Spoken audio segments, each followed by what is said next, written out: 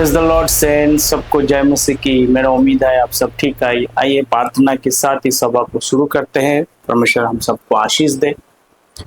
स्वर्गीय पिता, आपके पवित्र चरणों में आते हैं। सारे आदर और महिमा आपको देता है प्रभु यीशु मसीह जी। पवित्र आत्मा जी, सारे आदर और महिमा आपको देते हैं प्रभु। आप हमें अगुवाई कर, ताकि आपकी आत्मा की भरपूरी से होकर परमेश्वर पिता आपके नाम की जय जयकार करें।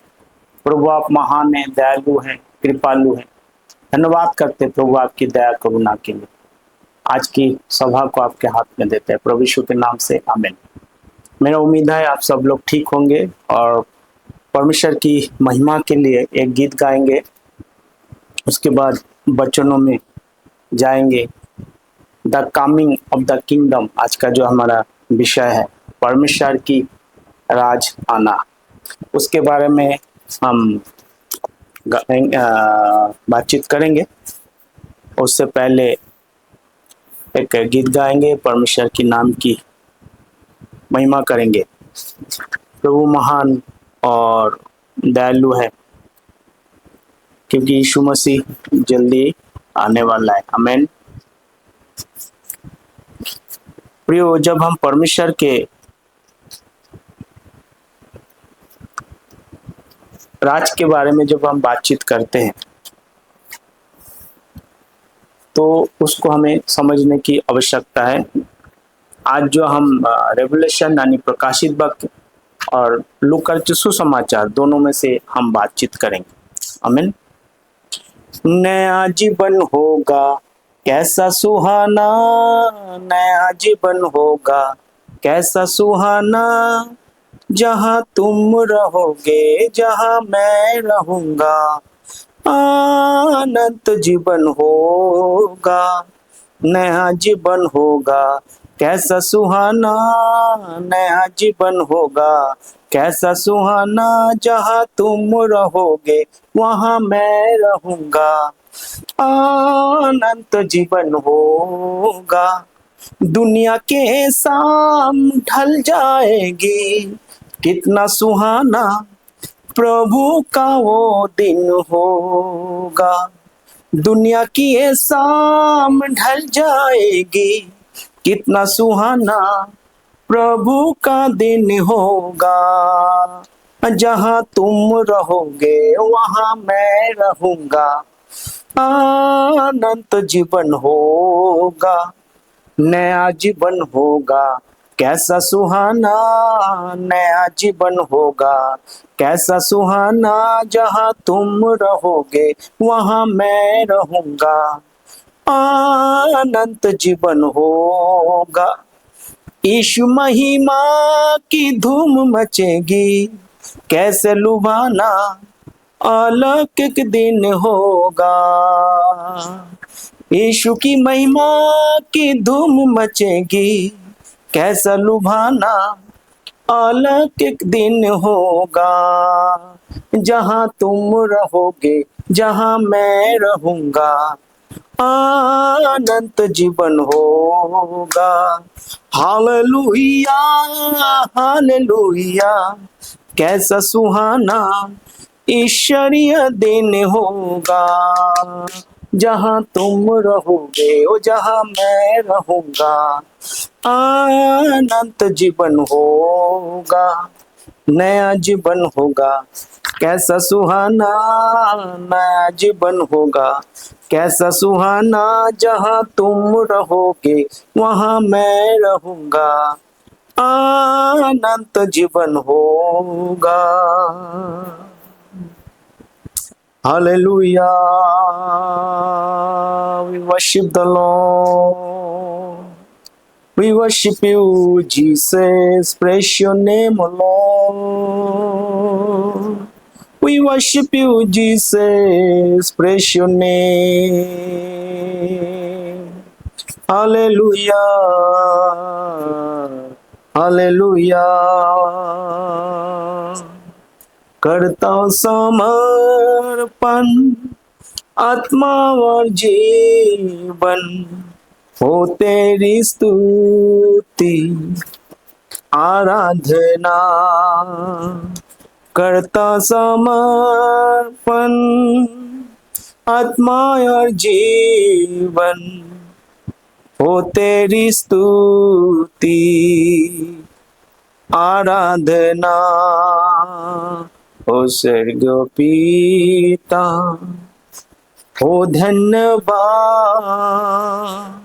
हो तेरी स्तुति, आराधना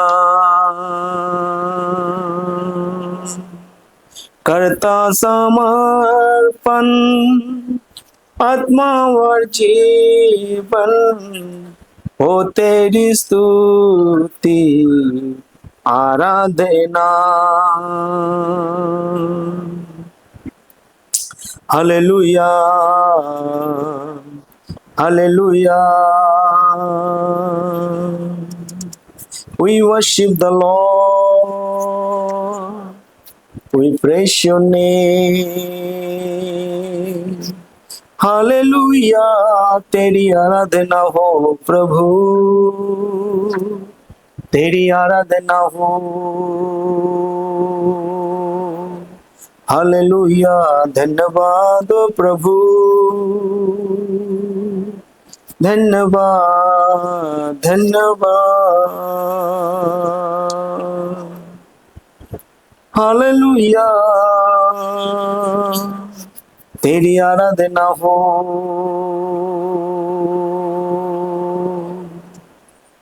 hallelujah hallelujah, we praise your name. Hallelujah, तेरे नाम के लिए जिए हम, तेरे नाम के लिए जिए हम, तेरे नाम के लिए जिए हम, तेरे नाम के लिए जिए हम। तू बड़े मैं घटूं, तेरे जीवन से महिमा तुझे मिले, तुझे मिले। तू बड़े मैं घटूं, मेरे जीवन से महिमा तुझे मिले, तुझे मिले। यीशु तेरे नाम तेरे ही है हम करते स्तुति और आराधना। यीशु तेरे नाम तेरे ही है हम करते स्तुति और आराधना। घुटनों तक भी नहीं, कमर तक भी नहीं, तुझ में आज बहने की आस है प्रभु, मेरा प्रभु है प्रभु। तेरे नाम के लिए जिए हम, तेरे नाम के लिए जिए हम, तेरे नाम के लिए जिए हम, तेरे नाम के लिए जिए हम। तू बड़े मैं घटूं, मेरे जीवन से महिमा तुझे मिले, तुझे मिले। यीशुआ यीशुआ ओ आराधना, अपने हाथों को उठा कर मैं तेरी करूं आराधना। Hallelujah hallelujah. God is good, all the time.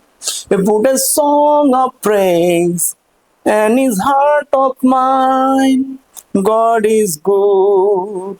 Yes, God is good all the time. Through the valley,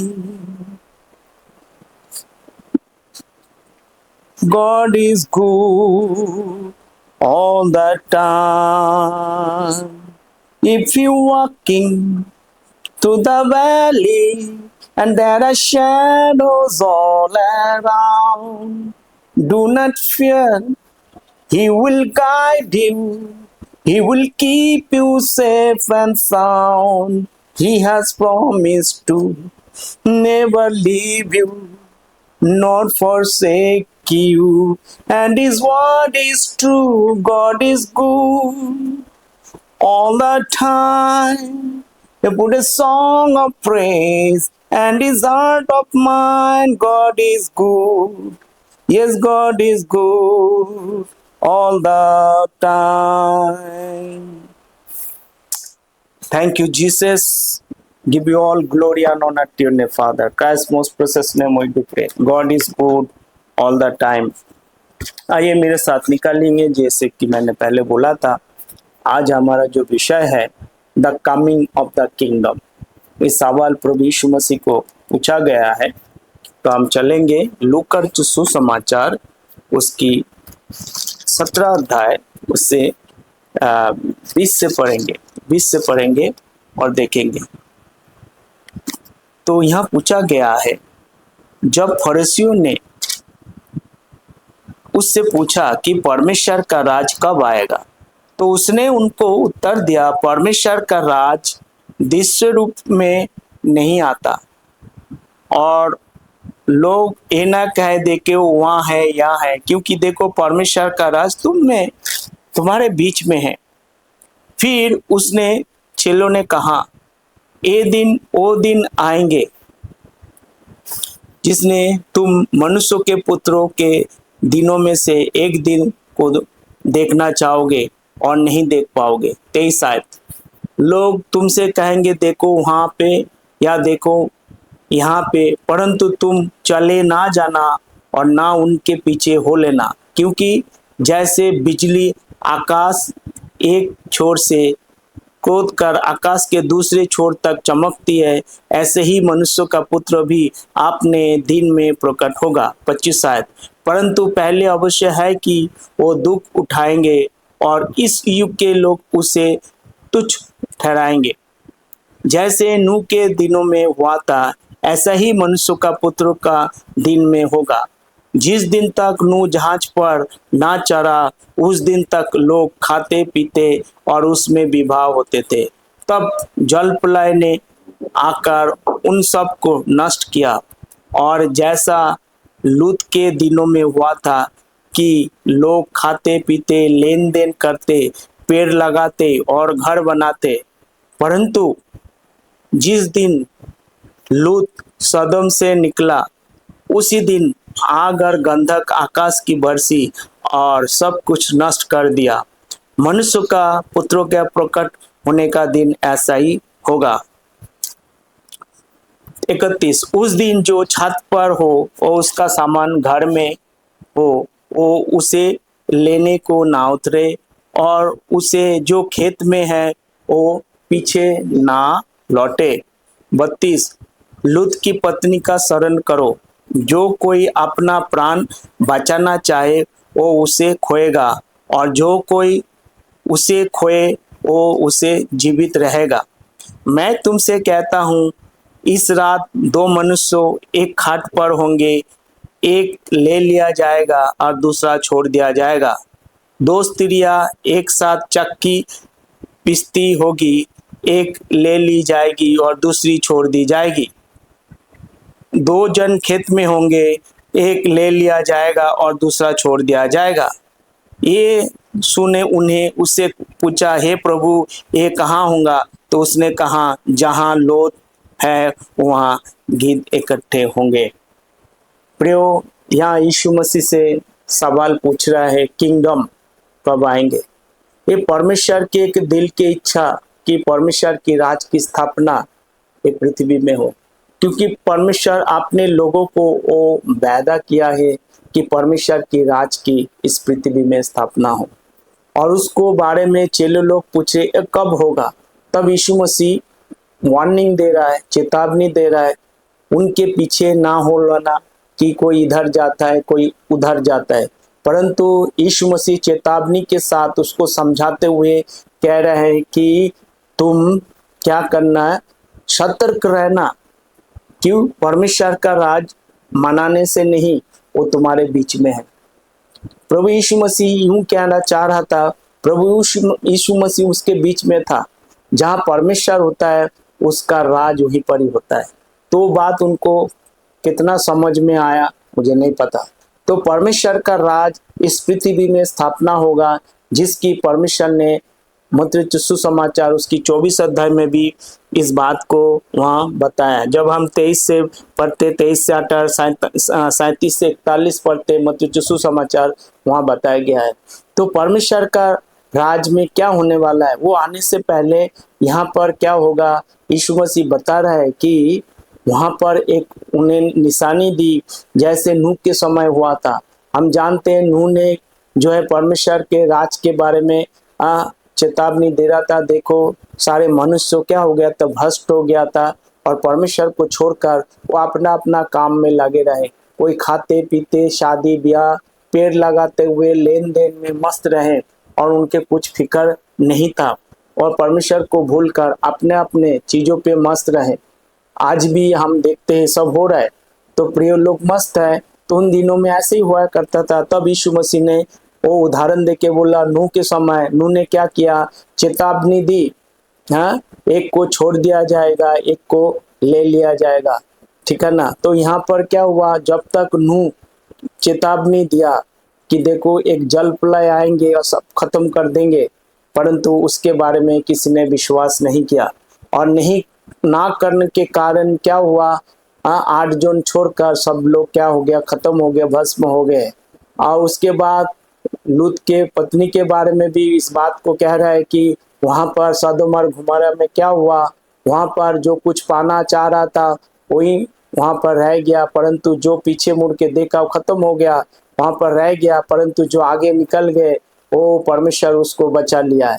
तो उसी पर यीशु मसीह चेतावनी दे रहा है कि तुम जो खेत पे हैं घर पे लौट के नहीं आना, जो छत के ऊपर है वहीं रुकना, नीचे उतर के नहीं आना, क्योंकि एक महाक्लेश वहां पर होने वाला है।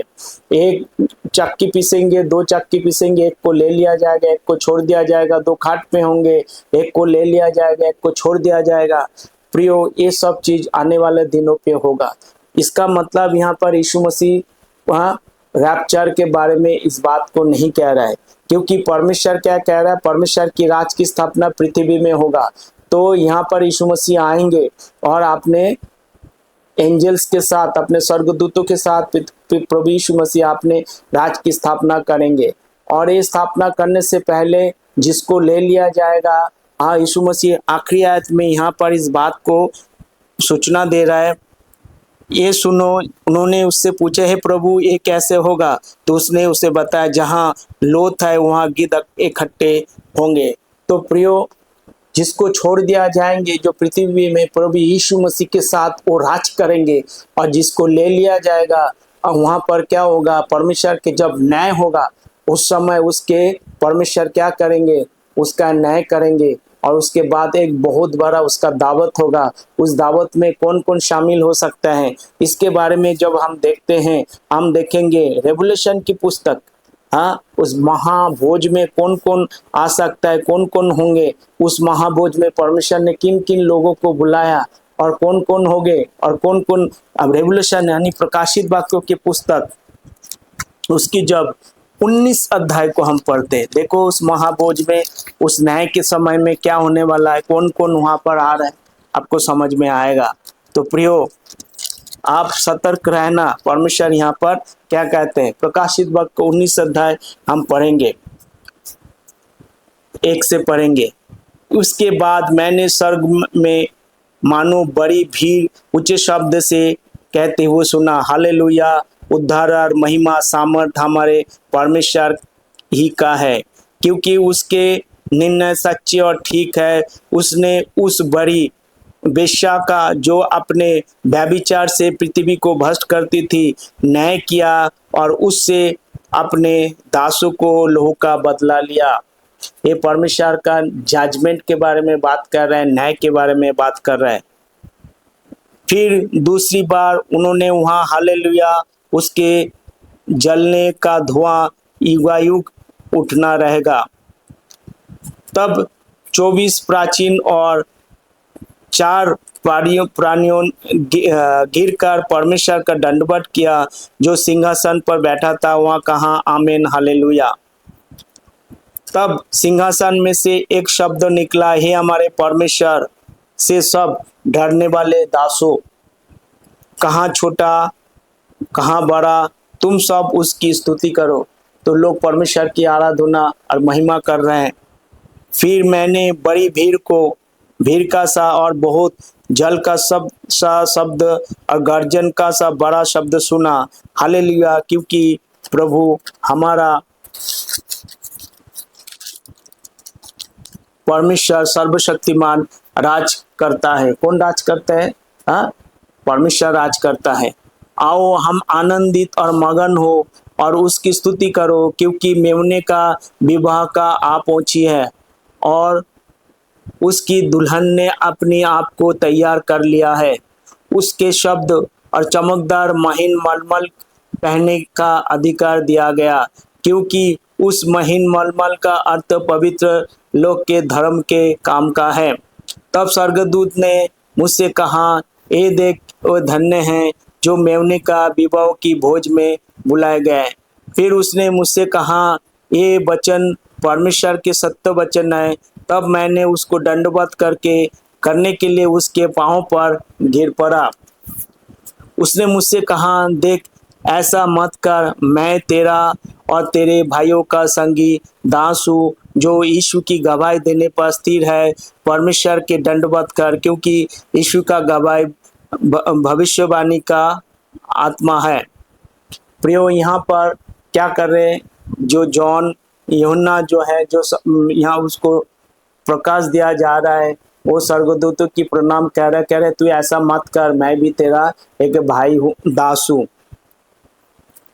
फिर मैंने स्वर्गों को खुला हुआ देखा और देखता हूँ कि एक श्वेत घोड़ा है और उसे एक सवार है, जो विश्वास योग्य और सत्य का कहलाता है, और वो धर्म के साथ न्याय और युद्ध करता है। परमेश्वर न्याय करने वाला परमेश्वर है।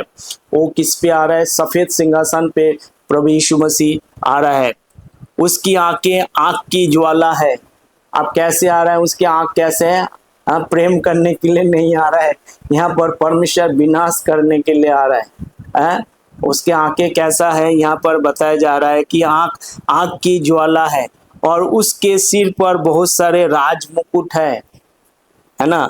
उस पर एक नाम लिखा है जिसे उसको छोड़ और कोई नहीं जानता, और वो लोहू छिड़का हुआ वस्त्र पहने हैं और उसका नाम परमेश्वर का वचन है। ये प्रभु यीशु मसीह के बारे में यहाँ पर बताया जा रहा है। स्वर्ग की सेना श्वेत घोड़े पर सवार और श्वेत और शुद्ध मलमल के पहने उसके पीछे है। तो स्वर्ग की सेना कौन है? ये स्वर्गदूत के बारे में बात कर रहे हैं। परमेश्वर अपना पुलिस फोर्स के साथ आ रहा है, वो स्वर्ग की सेना है ना। परमेश्वर के पास भी अपना सेना है। जाति जाति को मारने के लिए उसके मुंह से एक चोखी तलवार निकाली है, और वो लोग का राजदंड लिए हुए उन पर राज करेगा। और सर्वशक्तिमान परमेश्वर भयानक प्रकोप और जलजलाहट की मदिरा के कुंड में धाक और देगा। प्रियो, जैसे हमने लूका सुसमाचार में पढ़ा है, एक को ले लिया जाएगा, एक को छोड़ दिया जाएगा। इसको छोड़ दिया जाएगा, जिसको ले लिया जाएगा उसको वहां पर उस मदिरा के कुंड में डाला जाएगा। उसके वस्त्र घाघ पर ये नाम लिखा है, राजाओं का राजा और प्रभुओं का प्रभु, यहाँ पर लिखा हुआ है। फिर मैंने एक स्वर्गदूत को सूर्य पर खड़े हुए देखा। उससे बड़े शब्द से पुकार कर आकाश के बीच में से उड़ने वाले सब पक्षियों से कहा, आओ परमेश्वर के बड़े भोज के लिए इकट्ठा हो जाओ। इस बात ध्यान से सुनना। फिर से मैंने एक स्वर्गदूत और सूर्य पर खड़े हुए देखा, उसे बड़े शब्दों पुकार कर आकाश के बीच में सारे उड़ने वाले सब पक्षियों से कहा, सारे उड़ने वाले सब पक्षियों से कहा जो दावत खाने के लिए बुलाया है, आओ परमेश्वर के बड़े भोज के लिए इकट्ठे हो जाओ। एक बड़े भोज कौन खाने के लिए आ रहा है?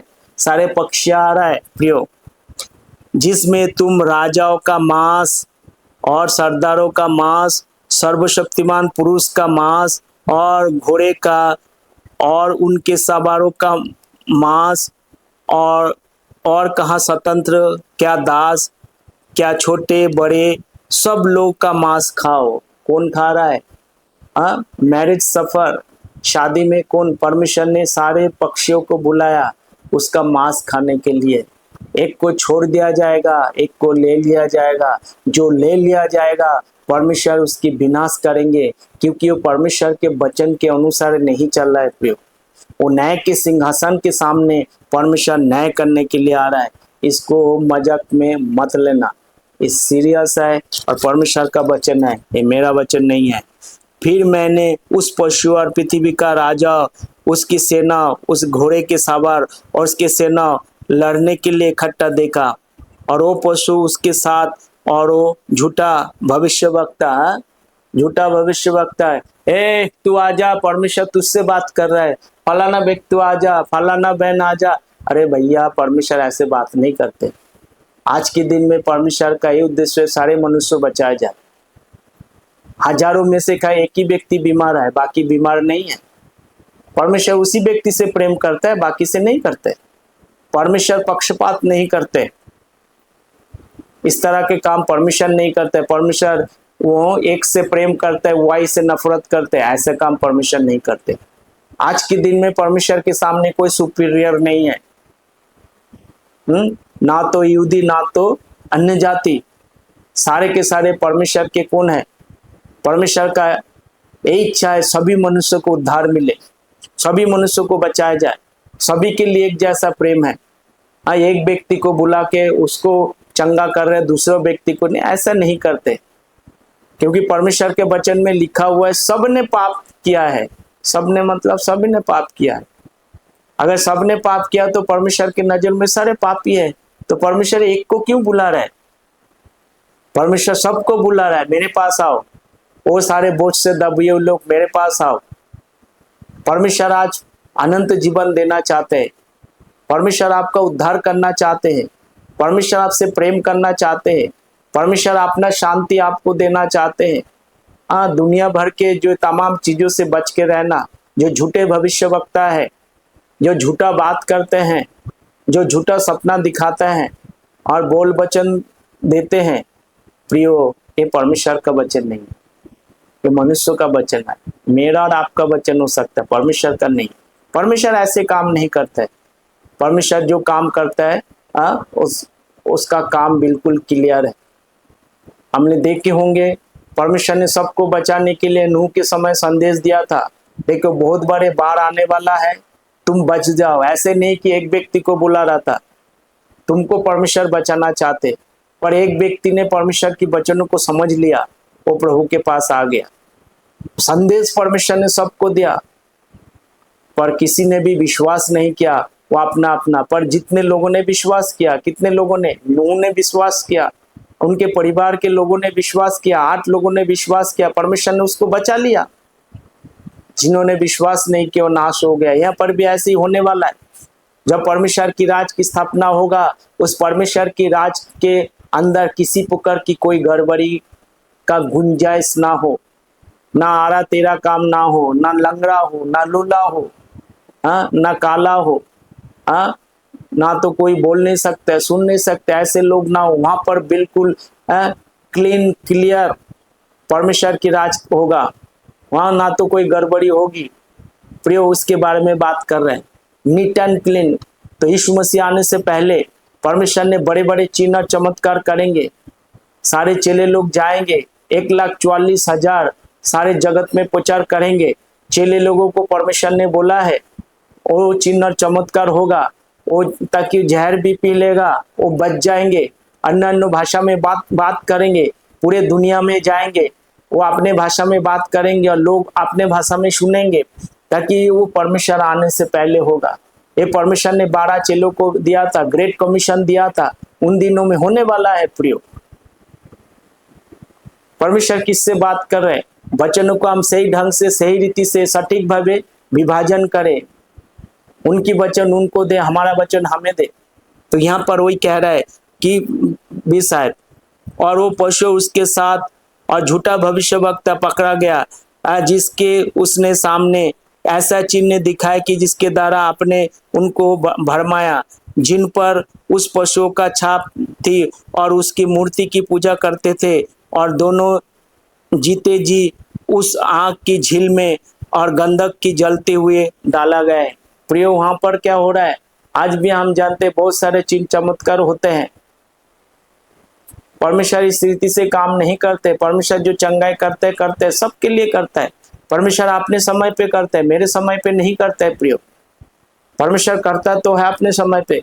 ना तो परमेश्वर के घर में देर है, ना तो अंधेर है। परमेश्वर अपने समय पे करते हैं। परमेश्वर के घर में देर नहीं है प्रियो।